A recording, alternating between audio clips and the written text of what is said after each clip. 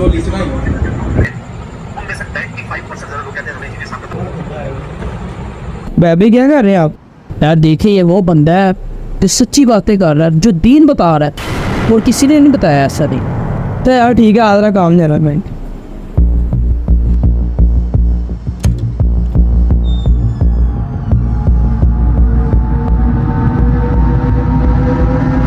यार ये हैं वो लोग जिन्होंने हमें गलत दीन बताया। अच्छा यार बात सुने, आप क्या कहना चाह रहे हैं?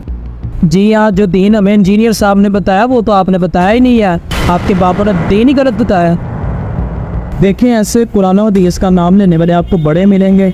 ऐसे लोगों की हुजूर पाक सल्लल्लाहु अलैहि वसल्लम ने हदीस में निशानियाँ भी बताई हैं।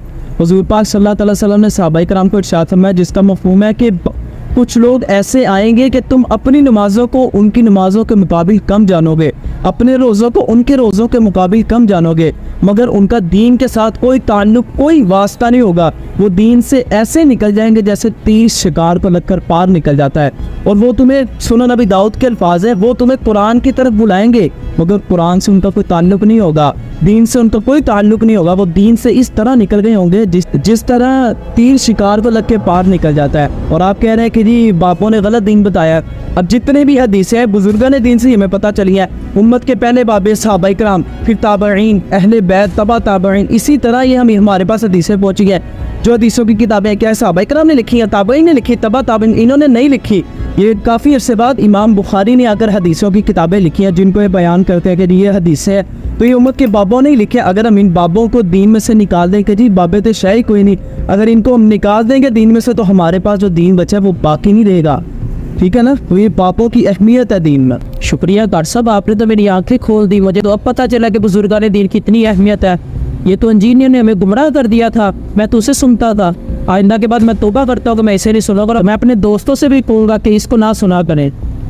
अच्छा कार साहब, मेरा फिर एक सवाल है आपसे, अगर हम इनको ना सुने तो फिर हम किसको सुनें? कौन मुखलिस है? दरअसल ये हमारे बड़ों की कोताहियाँ हैं कि उन्होंने हमारे बच्चों को, यानी अहले सुन्नत वालों ने अपने बच्चों को बताया ही नहीं है कि हमारे बेसिक अकायद क्या है, हमारा दीन क्या है। वो जिसको भी सुनते हैं उसके पीछे लग जाते हैं कि यार ये सही बता रहा होगा। हमें पता ही नहीं है। हमारे बड़ों को चाहिए कि अपने बच्चों को बेसिक दीन बताएं। और आप सुनने की बात किसको सुने? उसको सुने जो इंजीनियर मिर्ज़ा का रद्द कर रहे हैं, हम दलाइल के साथ, मुदल्लल तरीके के साथ जो रद्द कर रहे हैं ना, उस पर सर फहरिस्त मुफ्ती राशिद महमूद रिजवी साहब का चैनल है, उसको आप सब्सक्राइब भी करें और उस शेयर भी करें।